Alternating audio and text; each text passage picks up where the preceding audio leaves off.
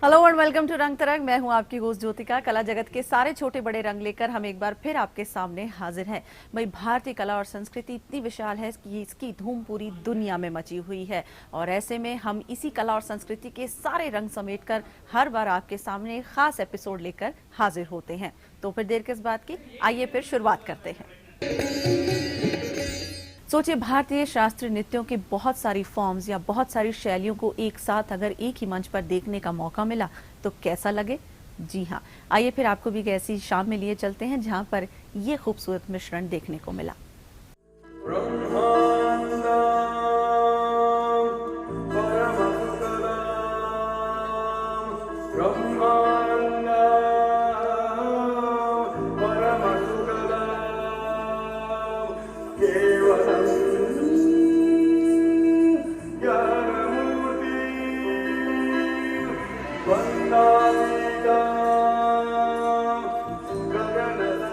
भारत विविधताओं का देश है और भारत का शास्त्रीय नृत्य भी अपनी विविधताओं को लिए हुए पूरी दुनिया में मशहूर है।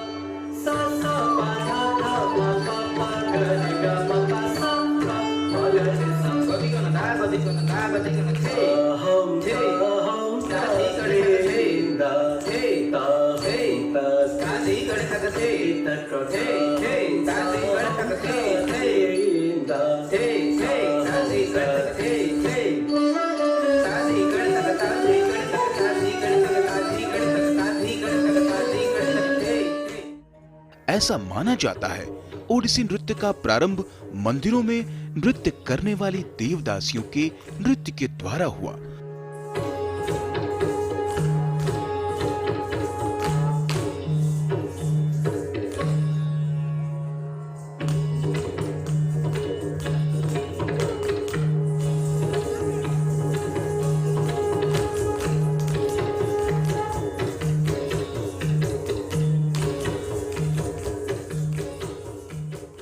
हमारा आज का प्रोडक्शन अंतरिक्षम है। सृष्टि 5 एलिमेंट्स यानी पंच तत्व के ऊपर मुझे पसंद है कि मैं सच्चाई को लेके, सत्य को लेके काम करूं, ना कि अंधविश्वास को लेके। मेरा हमेशा से ये मानना है कि अगर नृत्य हम दिखा रहे हैं अपने ऑडियंस को, अपने दर्शक को, तो वो हमें हमारा सच देखें, ना कि वो चीज़ें देखें जो ऑलरेडी उन्हें पता है। वहीं छऊ नृत्य पश्चिम बंगाल के साथ साथ उड़ीसा और बिहार में भी मनाया जाता है। This is a form which comes from Mayurbhanj in Odisha. It is a very special combination of different ways of expressing energy, and it is composed of martial movements. It also has a folk root, but the dance form has evolved a lot, and now it incorporates lots of classical movements. Bharat विविधताओं से भरा देश है। जहां इसकी संस्कृति रोचक है, वहीं इसके शास्त्रीय नृत्य चाहे भरतनाट्यम हो, कथक हो, इसकी अनूठी झलकियां अक्सर देखने को मिलती है।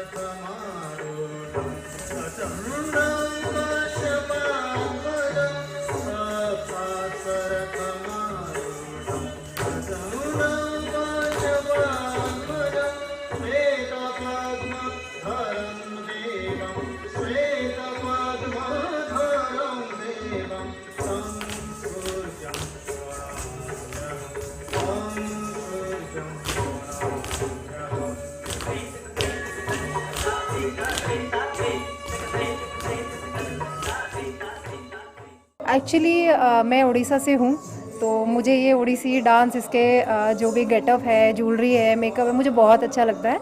जिस वजह से मैं इसको यहाँ पे दिल्ली में रहने के बाद भी अपने कल्चर को आगे बढ़ाना चाहती हूँ और इसीलिए ही मैं इसमें जुड़ी हूँ।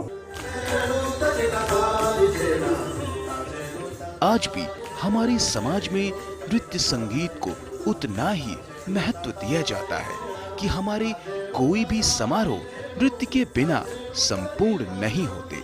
भारत के विविध शास्त्रीय नृत्यों की अनवरत शिष्य परंपराएं हमारी इस सांस्कृतिक विरासत की धारा को लगातार पीढ़ी दर पीढ़ी प्रवाहित करती रहेंगी।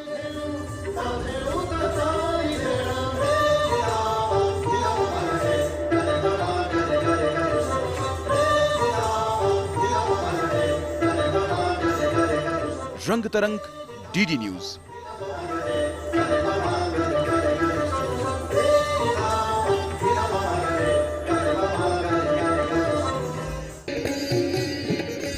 उभरते हुए कलाकारों ने कैनवस पर रंगों के जरिए अपने अपने विचार पेश किए। इन रंगों ने इस नई सोच को बहुत ही खूबसूरती के साथ पेश भी किया। तो चलिए आपको भी इस प्रदर्शनी में लिए चलते हैं।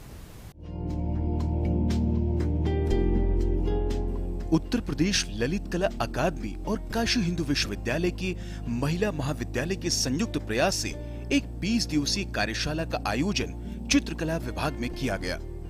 कला के विराट जगत में कुछ न कुछ जुड़ता चलता रहता है और दुनिया की सबसे पुरातन सांस्कृतिक नगरी काशी में इस चित्रकला प्रदर्शनी के साथ जुड़ना छात्रों के लिए कभी न भूलने वाला एहसास रहा।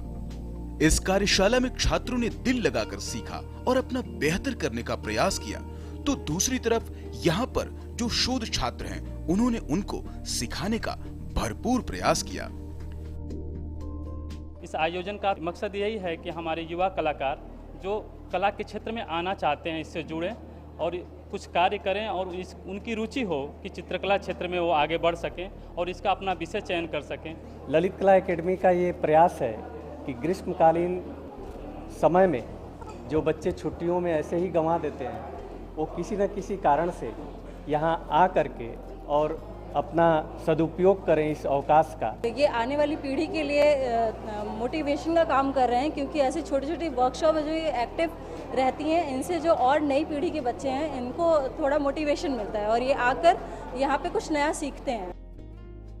भगवान शिव के त्रिशूल पर बसी काशी कला, साहित्य और संस्कृति की संवाहक काशी में ग्रीष्मकालीन चित्रकला का मंचन होना किसी सुखद एहसास से कम नहीं था और इस दस्तूर के साक्षी बनकर छात्र बहुत खुश नजर आए। इस 4 दिवसीय चित्रकला प्रदर्शनी ने काशी के लोगों का मन मोह लिया। वाराणसी से हरिकेश बहादुर की रिपोर्ट, रंग तरंग, डीडी न्यूज। वक्त एक छोटे से ब्रेक का, अभी हाजिर होंगे, कहीं मत जाइएगा, देखते रहिए रंग तरंग। बीड़ी सिगरेट का धुआं धूम्रपान ना करने वालों के लिए भी हानिकारक है। ये गले से अंदर जाके ना सिर्फ फेफड़ों को नुकसान पहुंचाता है, बल्कि कुछ ही मिनटों में खून को गाढ़ा करके दिल तक जाने वाली मुख्य नसों को नष्ट कर देता है। इससे दिल में खून संचार कम होने लगता है, जिससे दिल का दौरा पड़ सकता है।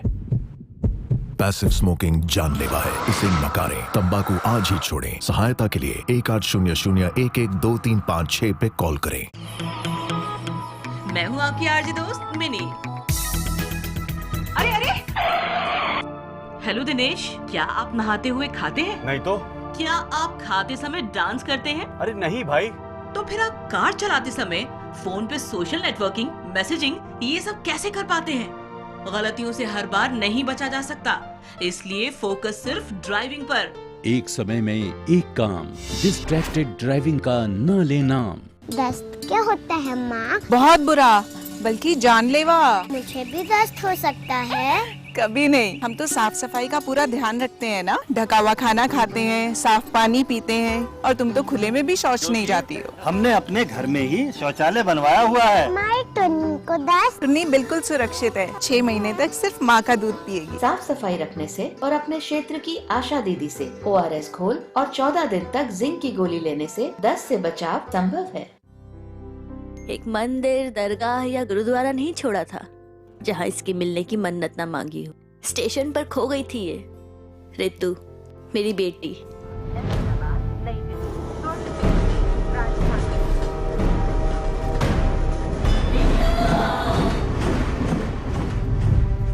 और देखो ना, ये मिली भी तो कैसे, इन उंगलियों के निशान से।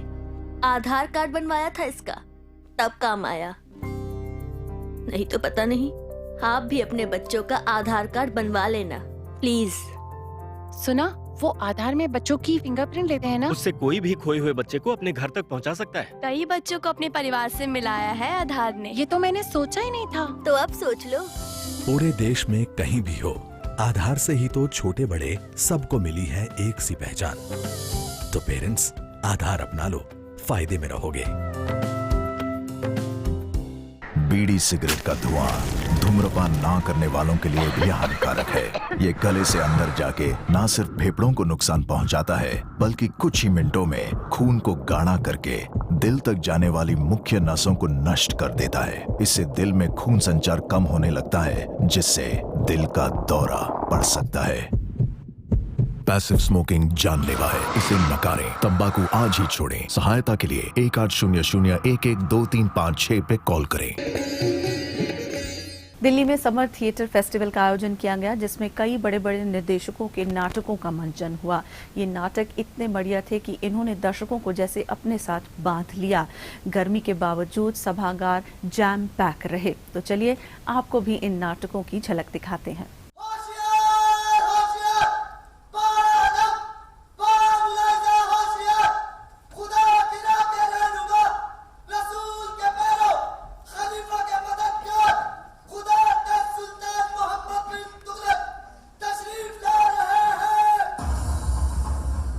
दिल्ली के श्री राम सेंटर में समर थिएटर फेस्टिवल का आयोजन किया गया।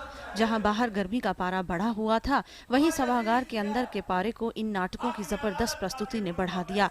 इस फेस्टिवल के तहत रचनात्मकता के स्तर को ऊपर उठाते हुए समकालीन और पारंपरिक शैली के नाटकों का जबरदस्त मिश्रण देखने को मिला। फेस्टिवल की शुरुआत गिरीश कर्नाड के नाटक तुगलक से हुई।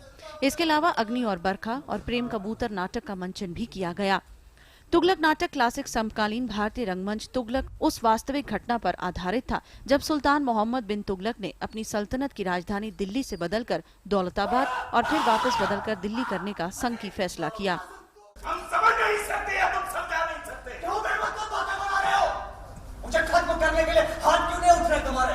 सुनो, कोई आइडल मुल्क नहीं हूं मैं, जब तक जिंदगी तुम्हारे रहमो करम पर पड़ा रहूंगा। भगवान के वार से तमाम सवालों का हल निकालने की आदत है ना, लेकिन इस बगावत की आग को तुम बुझा नहीं सकते। मेरे वालिद को तो पहले ही एतबार नहीं था तुम पर, अब तो सारा हाल मैंने मुफस्सिल लिखकर बता दिया। मोहम्मद बेकार जहमत उठाई।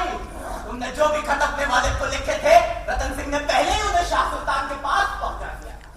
तुगलक मनुष्य के अरमानों, उसकी हकीकत के बीच विशाल अंतर और बेलगाम महत्वाकांक्षा के कारण होने वाली बर्बादी के अंतहीन सिलसिले की गहरी अंतर्दृष्टि प्रस्तुत करता है।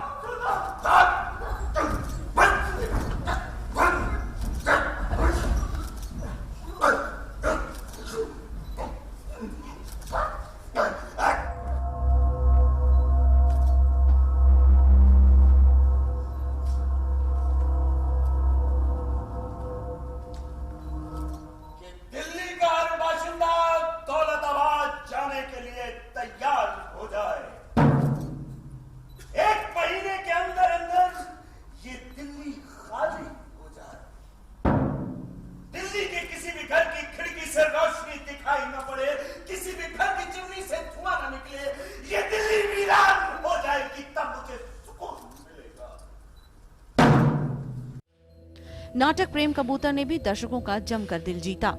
मानव कौल द्वारा रचित ये नाटक स्कूली दिनों और किशोर उम्र के प्रेम की यादों को ताजा करने वाला नाटक था।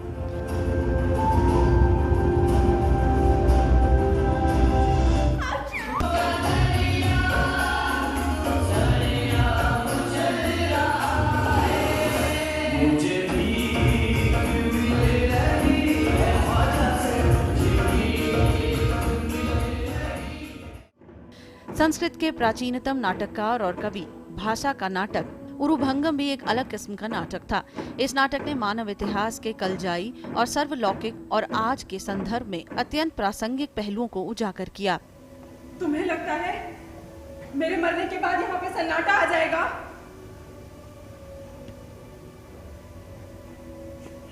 नहीं,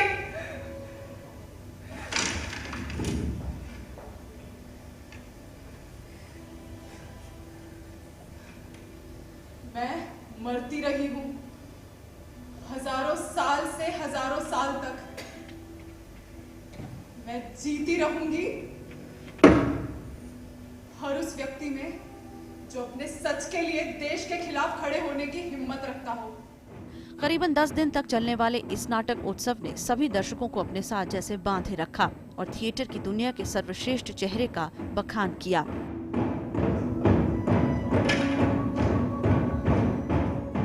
ज्योतिका ग्रोवर, रंग तरंग, DD न्यूज।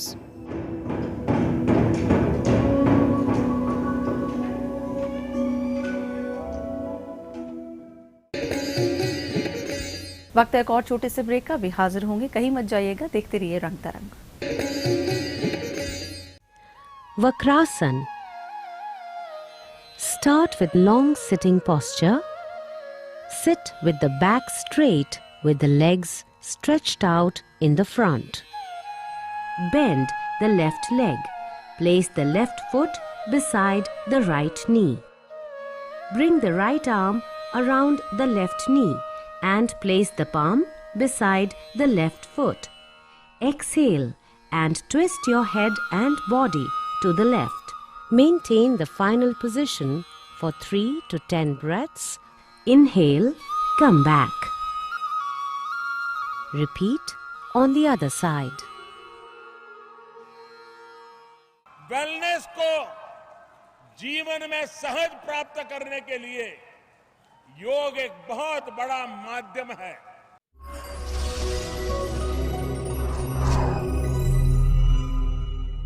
मैं बेसुध सी पड़ी थी सड़क के किनारे जब मेरा एक्सीडेंट हुआ। उस भीड़ में कुछ लोग ऐसे भी थे जो मेरे लिए सिर्फ बोल नहीं रहे थे, कुछ कर भी रहे थे। एम्बुलेंस, आज मैं जिंदा हूँ तो उन्हीं की वजह से। सरकार की गाइडलाइंस के मुताबिक घायलों की मदद करने वालों से पुलिस, अस्पताल कोई पूछताछ नहीं करेगी। तो अब दुआ कमाने में हिचकिचाई नहीं, क्योंकि अब सरकार है आपके साथ। लेडीज एंड जेंटलमैन, इंडिया का ये इनक्रेडिबल नजारा देखिए। अरे वाह, एक नजारा ये भी देखिए। इंडिया को इनक्रेडिबल बनाए रखने वालों को भी देखिए।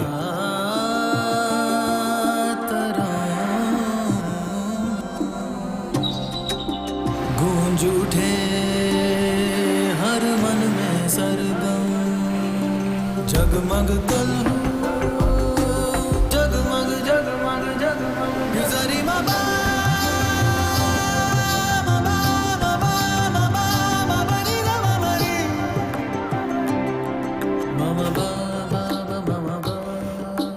देश स्वच्छ हो, निर्मल हो। जरा गौर से देखिए, ये हैं इनक्रेडिबल इंडियंस और इन्हीं से है इनक्रेडिबल इंडिया।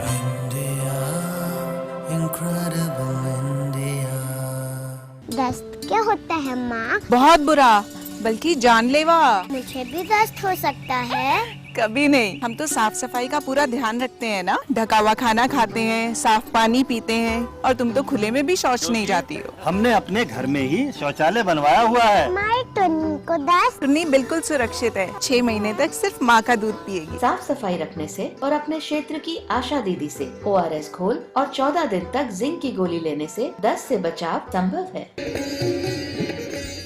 हर हफ्ते हम आपकी मुलाकात करवाते हैं खास शख्सियत से जिसने भारतीय कला और संस्कृति में अपना एक अहम योगदान दिया है, अपना एक नाम कमाया है।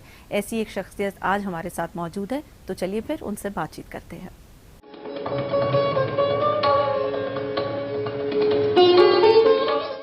छोटी सी उम्र में महज एक कार्यक्रम में शिरकत कर जीवन भर के लिए कथक को अपना साथी बना लिया। यही कहानी है प्रसिद्ध कथक नृत्यांगना गुरु उर्मिला शर्मा की।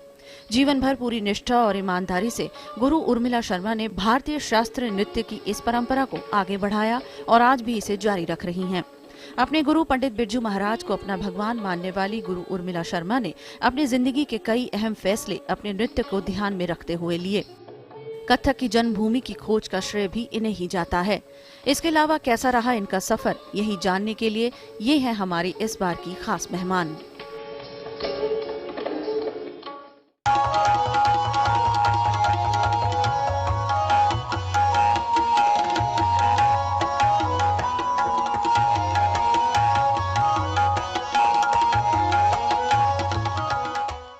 नृत्य के जरिए कहानी कहने को कथक कहा जाता है और कथक एक ऐसा भारतीय शास्त्र नृत्य है जो बेहद पुराना है और इसकी जड़ें बहुत दूर तक फैल गई हैं। दुनिया भर में आज इसे पहचाना जाता है, जाना जाता है और बहुत से ऐसे प्रख्यात कलाकार हैं जो इस विधा को आगे लेकर बढ़ रहे हैं। एक ऐसी ही कलाकार आज हमारे साथ मौजूद है। हमारे साथ हैं गुरु उर्मिला शर्मा। आइए उनसे बातचीत करते हैं। उर्मिला जी, बहुत बहुत शुक्रिया हमारे साथ बातचीत करने के लिए। उर्मिला जी, जैसे मैंने कहा कि कहानी को अगर नृत्य के जरिए और भावों के जरिए पेश कर दिया जाए तो उसे कथक कह देते हैं। बिल्कुल, क्योंकि कथक जी उसी को कहते हैं जो कहानी कहते हैं। और जैसे कि मैंने बताया कि यहाँ की जो जन्मभूमि है, कथक की जो कहानी की शुरुआत हुई है वो हंडिया के किचकिला गांव से शुरू हुई है। और जब मैं बहुत छोटी थी, 15 साल की थी, उस समय मैंने किसी किताब में पढ़ा था कि हंडिया के गांव में ये शुरू हुआ। तो मुझे लगता था कभी ना कभी इस जगह को मैं ढूंढूंगी। और आप जानती हैं कि बड़ा मुश्किल होता है कि इतनी सी उम्र में किसी लड़की को गांव जाने देना। घर से ही बाहर नहीं निकल पाते थे हम लोग, और हम किसी तरह से माँ को मना के और फादर को गए, भाई को लेके जाते थे क्योंकि जाना बहुत मुश्किल था। और आप ये सोचिए 3-4 साल हमको लगे ढूंढने में, क्योंकि गांव में भी ढूंढना बहुत मुश्किल है। वहाँ भी बहुत सारी किंवदंतियाँ होती हैं कि यहाँ ऐसा था, वहाँ ऐसा था। और फाइनली हमने किचकिला गांव हमको मिला, जिस जगह एक छोटा सा टीला था, उस पर थोड़ी सी घास थी। उन लोगों का यही कहना था कि यहाँ कतिकान आवत रहन, यहीं रहत रहन और यही में गले में तबला के लटकावत रहन और बजावत रहन, ओके पीछे पीछे जो नाचत रहन उ जात रहन। तो इस तरह की भाषा वहाँ बोल के और इस तरह इतना अच्छा लगा हमें। तो वो पुख्ता हुई बात। बहुत सारे पुराने लोग, कम से कम 103 साल के लोग, कई बुज़ुर्ग लेडी थी जिनकी कुछ चीज़ें मेरे पास सब हैं, सबके फ़ोटोग्राफ्स हैं। और ये हमने 78 में ढूंढा और उसके बाद उसका रूप दिया 83 में। 83 में मैं महाराज जी के पास यहीं स्टूडेंट रही और 81 से 83 मैंने सीखा। उसके बाद मुझे लगा कि महाराज को बुलाना है और उनकी जगह को दिखाना है। और उसके बाद खैर हमने जब बनवाया फिर महाराज को बुलाया और बहुत बड़े रूप में फंक्शन हम करते हैं। उसका नाम रखा हंडिया माटी कथक महोत्सव। आप एक लंबा सफ़र तय कर चुकी हैं इस फील्ड में। ये एक्सपीरियंस बताइए किस तरह का था जब आप उनसे सीख रही थी?